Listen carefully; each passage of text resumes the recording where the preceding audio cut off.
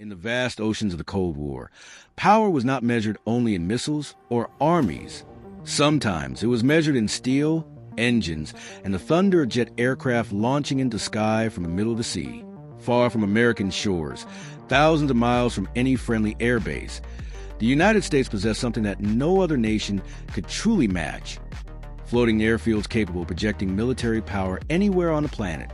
These were the aircraft carriers of the United States Navy, and among them, one ship would become a symbol of American naval dominance for generations. Massive, nuclear-powered, and capable of carrying dozens of advanced fighter jets, it represented the full reach of American military strength during the Cold War. Its name was USS Nimitz. Stay with the story until the end, because the USS Nimitz was not just another warship. It was the beginning of an entire class of supercarriers that would dominate the ocean for decades. Designed during one of the most intense periods of global rivalry between the United States and the Soviet Union, the Nimitz embodied a new level of naval engineering and strategic power.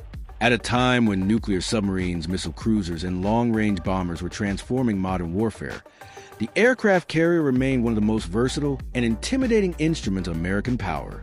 To understand why the USS Nimitz became so important, we need to go back to the changing nature of naval warfare in the years after World War II. During the Second World War, aircraft carriers had already proven that they could reshape naval combat. Battles were no longer decided only by battleships firing massive guns across the horizon. Instead, aircraft launched from carriers could strike enemy fleets hundreds of miles away, destroying ships before they even came within visual range. After the war, this lesson became even more important. The Cold War created a world where military forces needed to operate across vast distances. The United States had alliances across Europe, Asia, and the Middle East, and defending those regions required the ability to move military power quickly across oceans. Aircraft carriers solved that problem. Unlike land-based airfields, which depended on political agreements and fixed locations, carriers could sail anywhere. A carrier strike group could appear off the coast of a crisis region and instantly provide air power, reconnaissance, and defense capabilities without needing permission to use foreign bases. For American military planners, this mobility became incredibly valuable. Throughout the 1950s and 1960s, the United States Navy operated a growing fleet of large aircraft carriers capable of launching jet fighters, attack aircraft, and reconnaissance planes. These ships played major roles in conflicts such as the Korean War and later the Vietnam War, demonstrating how naval aviation could influence events far from American territory. But technology was evolving rapidly. Jet aircraft were becoming faster, heavier, and more complex. New radar systems, missiles, and electronic warfare equipment were transforming the nature of naval operations. To support these advanced aircraft and systems, the Navy needed carriers that were larger, more powerful, and capable of operating for long periods without returning to port. That requirement led to one of the most ambitious shipbuilding programs in naval history. The solution would be a new type of supercarrier powered not by conventional fuel, but by nuclear reactors. Nuclear propulsion offered a revolutionary advantage. Traditional warships required frequent refueling, limiting how long they could remain at sea. A nuclear-powered carrier, however, could operate for years without needing to refuel its reactors. This allowed the ship to remain deployed across vast distances for extended periods of time, giving the United States an unprecedented level of naval endurance. The design that emerged from this concept became known as the Nimitz-class aircraft carrier. The first ship of this class would carry the name of one of the most respected naval leaders in American history, Admiral Chester W. Nimitz, the commander of the United States Pacific Fleet during World War II. When construction of the USS Nimitz began in the late 1960s, it quickly became clear that this ship would be unlike anything that had come before it. The carrier would stretch more than 1,000 feet in length, longer than many skyscrapers are tall. Its massive flight deck would support dozens of aircraft operating simultaneously. Beneath the deck, vast hangars, maintenance facilities, and storage areas would allow crews to maintain and prepare aircraft for missions around the clock. But the most impressive feature of the ship was its power. The USS Nimitz was equipped with 2 nuclear reactors, providing enough energy to propel the enormous vessel across the oceans at speeds exceeding 30 knots. More importantly, those reactors allowed the ship to remain at sea for incredibly long periods without needing to refuel. For the first time, the United States Navy possessed a carrier capable of sustaining global operations on an unprecedented scale. When the USS Nimitz was finally commissioned in 1975, it immediately became one of the most powerful warships ever built. But the ship itself was only part of the story, because the true strength of the Nimitz did not come from the ship alone. It came from the carrier strike group that sailed with it, a powerful combination of cruisers, destroyers, submarines, and supply ships working together to protect the carrier and extend its reach. At the center of that formation, the USS Nimitz served as a floating air base capable of launching fighter jets, strike aircraft, early warning planes, and electronic warfare platforms. From the perspective of the Cold War, this capability was extraordinary. It meant that the United States could project air power anywhere on the planet without relying on land bases. Carrier groups could patrol the Mediterranean, the Pacific, the Indian Ocean, or the Persian Gulf, ready to respond instantly if tensions escalated. For Soviet naval planners watching from across the oceans, this presented a major strategic challenge. Because wherever the USS Nimitz sailed, American air power followed. And in the tense geopolitical landscape of the Cold War, that kind of mobility could shape the balance of power across entire regions. When the USS Nimitz entered service in 1975, it represented far more than a technological achievement. It signaled that the United States intended to maintain a permanent presence across the world's oceans during one of the most intense periods of the Cold War. While land bases could be limited by geography or politics, a nuclear-powered aircraft carrier could move freely across international waters, bringing an entire air force with it. And that air power was formidable. The flight deck of the USS Nimitz was a carefully orchestrated environment where dozens of aircraft could launch, land, refuel, and rearm in an almost continuous cycle of operations. Fighter jets roared down the deck with the help of powerful steam catapults, accelerating from zero to flying speed in just seconds. At the same time, other aircraft approached from the sky, descending carefully toward a resting cable stretched across the deck, where precise landing would bring them to a stop in a matter of meters. Every movement on the flight deck was choreographed with incredible precision. Hundreds of sailors wearing brightly colored jerseys worked together to guide aircraft, maintain equipment, and ensure that operations continued safely. Yellow shirt directors guided pilots into position. Red shirt crews handled weapons and munitions. Green shirt technicians maintained catapults and arresting gear, while blue and purple teams managed logistics and fuel systems. It was a complex ballet of machinery and human coordination, and it had to work flawlessly, because the aircraft launched from the USS Nimitz were among the most advanced in the world. During the Cold War, the carrier's air wing included powerful fighter aircraft, such as the F-14 Tomcat, an interceptor designed to defend the fleet from long-range bomber threats. Equipped with sophisticated radar systems and long-range Phoenix missiles, the F-14 could detect and engage enemy aircraft far beyond visual range. For Soviet planners, this capability posed a serious problem. The Soviet Navy relied heavily on long-range bombers and missile-equipped aircraft designed to attack American carrier groups from a distance. These bombers would launch anti-ship missiles intended to overwhelm carrier defenses. But the F-14 Tomcat had been built specifically to stop that kind of attack. Flying far ahead of the carrier, Tomcats could intercept enemy bombers before they reached missile launch range, providing a protective shield around the carrier strike group. Alongside these fighters were attack aircraft such as the A-6 Intruder, capable of delivering precision strikes against enemy ships, air defenses, and ground targets in all weather conditions. Electronic warfare aircraft like the EA-6B Prowler helped disrupt enemy radar and communications, while early warning aircraft such as the E-2 Hawkeye used powerful radar systems to monitor the skies for threats hundreds of miles away. Together, these aircraft formed a floating air force that could respond to a wide range of missions. The USS Nimitz was not just a warship. It was a mobile military base capable of launching complex air operations anywhere on Earth. For the United States during the Cold War, this ability was invaluable.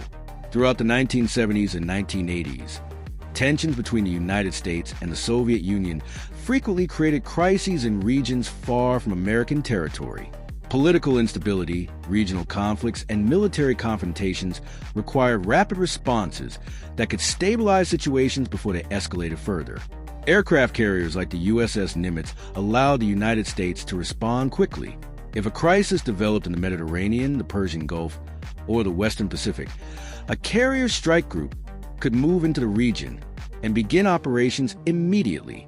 Fighter jets could patrol the skies, reconnaissance aircraft could gather intelligence, and strike aircraft could deliver powerful responses if necessary. In many cases, the mere presence of a carrier was enough to send a powerful message. For allies of the United States, the arrival of a carrier group represented reassurance, proof that American military power was ready to support them. For adversaries, it served as a reminder that American air power could appear suddenly and operate without relying on local infrastructure. But while the USS Nimitz symbolized American naval strength, the Soviet Union did not ignore this challenge. Throughout the Cold War, Soviet naval strategists studied American carrier operations carefully. They developed new anti-ship missiles, long-range bombers, and submarine tactics designed specifically to counter carrier strike groups. The Soviet Navy understood that defeating a carrier like the Nimitz would not be easy. A carrier strike group was protected by layers of defense. Destroyers and cruisers equipped with advanced radar and missile systems guarded the fleet. Nuclear-powered submarines patrolled beneath the surface, watching for enemy submarines that might attempt to approach the carrier. Above all of them, aircraft from the carrier itself provided a defensive shield in the sky. Attacking such a formation required coordination between submarines, bombers, and missile systems, a complex operation that Soviet planners trained for repeatedly during the Cold War. Yet despite these efforts, American carrier groups continued operating across the world's oceans with remarkable effectiveness. And at the center of many of those operations was the USS Nimitz, the first of a class of supercarriers that would dominate naval aviation for decades. By combining nuclear propulsion, advanced aircraft, and an entire fleet of supporting ships, the Nimitz represented one of the most powerful instruments of American power projection ever created. But perhaps the most impressive aspect of the USS Nimitz was not simply its size or its aircraft. It was the ability of the ship and its crew to operate continuously for months at sea, maintaining readiness, launching missions, and standing watch over the world's oceans during one of the most dangerous periods in modern history. As the USS Nimitz settled into its role within the United States Navy during the late 1970s and 1980s, it quickly became clear that this new class of supercarrier would define American naval power for decades to come.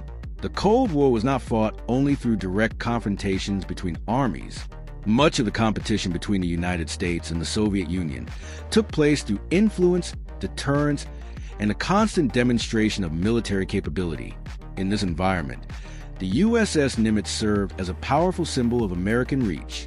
When a Nimitz-class carrier entered a region, it brought with it an entire floating military ecosystem. Thousands of sailors, dozens of aircraft, advanced radar systems, electronic warfare capabilities, and a protective ring of escort ships all worked together to form a highly mobile strike force. This combination of mobility and firepower made carrier groups uniquely valuable.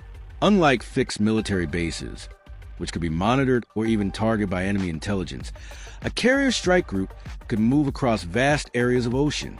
It could reposition quickly in response to changing situations, appearing off the coast of a crisis region within days. During the Cold War, this flexibility became one of the most important tools available to American leaders. For example, the Mediterranean Sea became one of the primary arenas of naval activity between the superpowers. Both the United States Navy and the Soviet Navy maintained significant forces in the region, monitoring each other's movements and preparing for the possibility that tensions might escalate into direct confrontation. When American carriers such as the USS Nimitz entered the Mediterranean, Soviet naval forces often followed closely, using surveillance ships, submarines, and reconnaissance aircraft to track the carrier's position. This shadowing became a routine part of Cold War naval operations. Soviet vessels would monitor American carriers from a distance, carefully observing flight operations and the composition of carrier strike groups. Their goal was to understand how American naval aviation functioned and how it might be countered in the event of war. But observing the USS Nimitz also meant witnessing the sheer scale of American naval aviation. Day and night, aircraft launched on the carrier's flight deck in a constant rhythm of training and operational missions. Fighters patrolled the skies, reconnaissance aircraft monitored surrounding waters, and electronic warfare platforms ensured that the carrier group maintained awareness of potential threats. This constant activity demonstrated something important. The USS Nimitz was not simply a defensive platform. It was capable of projecting offensive power across entire regions. Aircraft launched from the carrier could strike targets hundreds of miles inland, providing support for ground operations or neutralizing enemy military infrastructure. In the context of Cold War strategy, this ability gave American leaders an option that was both flexible and powerful.